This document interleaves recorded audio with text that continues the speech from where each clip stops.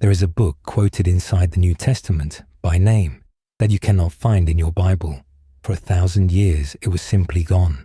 Europe knew it only as a rumor, a book of fallen angels, giants, and visions of judgment, credited to the seventh man from Adam.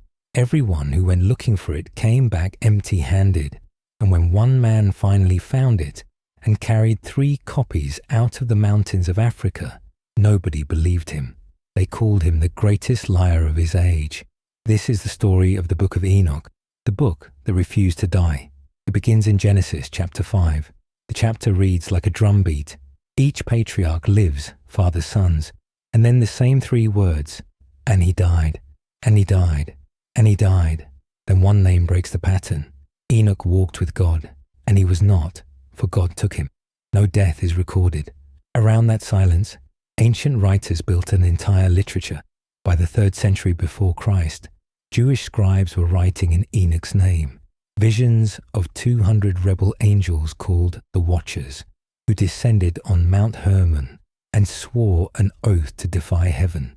The forbidden arts they taught mankind, the giants they fathered, the flood that answered, and journeys through the heavens themselves, with angels as guides. Together, these writings became the book we call First Enoch, and the first Christians knew it well. The letter of Jude, in the New Testament, quotes it openly. Enoch, the 7th from Adam, prophesied, saying, "Behold, the Lord comes with 10,000s of his saints." That is 1 Enoch, chapter 1, verse 9, nearly word for word. The church, Father Tertullian, defended the book as genuine. The Epistle of Barnabas cited it. For generations, Christians copied it, read it, and argued about it. But slowly, the tide turned. Augustine doubted the book could really be as old as it claimed. The great canon lists of the 4th century left it out. And in the ancient world, a book only survives as long as scribes keep copying it. When the copying stopped, the Book of Enoch began to die. Parchment crumbles. Libraries burn. By the Middle Ages, Europe had lost every copy. All that remained were quotations in other men's books, and that one strange verse in Jude, pointing at a book no one could find. But it was never lost everywhere. Far to the south, in the highlands of Ethiopia, the church had translated Enoch into the ancient language Ge'ez, and there the copying never stopped. To this day, the Ethiopian Orthodox Tewahedo Church counts the Book of Enoch as Holy Scripture.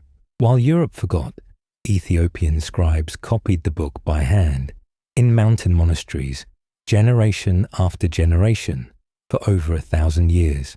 The book did not survive by accident. It survived because one church refused to let it go. Then came the liar, James Bruce of Kinnaird, a Scottish explorer, 6'4", who marched into Ethiopia in 1769 hunting the source of the Blue Nile. He came home in 1773 with stories nobody believed and treasure nobody examined. 3 manuscript copies of the complete Book of Enoch in Ge'ez, the first ever seen in Europe. London society laughed at him. His tales of Ethiopia were called fantasies, the satirical adventures of Baron Munchausen. A book of impossible lies was mockingly dedicated to him. Bruce published his travels in 1790, fell down his own staircase in 1794, and died, still branded a liar, while the lost book sat quietly in European libraries, waiting. It waited almost 50 years. In 1821, Richard Laurence, a professor at Oxford, finally translated the Ethiopic Enoch into English. For the first time in roughly 1,000 years, the West could read the story of the Watchers, the giants, and the judgment to come. The rumor had become a book again, but one question remained. Was this the real Book of Enoch, the one Jude quoted, or some later imitation? The answer came out of the desert. In 1947, shepherds found the first of the Dead Sea Scrolls in the caves of Qumrân, and among the scrolls of Cave 4 were fragments of the Book of Enoch in Aramaic, copied as early as 2 centuries before Christ. Published to the world in 1976, the text Ethiopia had guarded and Bruce had carried and Laurence had translated matched. Eliah's book was real, and it was ancient, older than any complete Bible manuscript on earth, though one mystery remains. The section called the Parables, with his visions of the Son of Man, has never been found among the scrolls.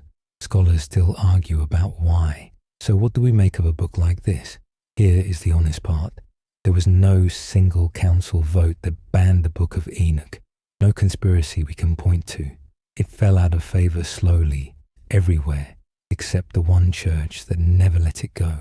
And that may be the strangest part of the whole story, that the survival of an entire ancient library came down to Ethiopian scribes in mountain monasteries, and one stubborn Scotsman nobody believed.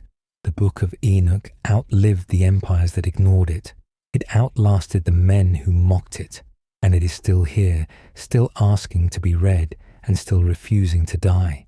If you want the stranger chapters of this story, the angel Enoch says, "Deceived Eve," the calendar written into the sun, the names of the 200 who fell.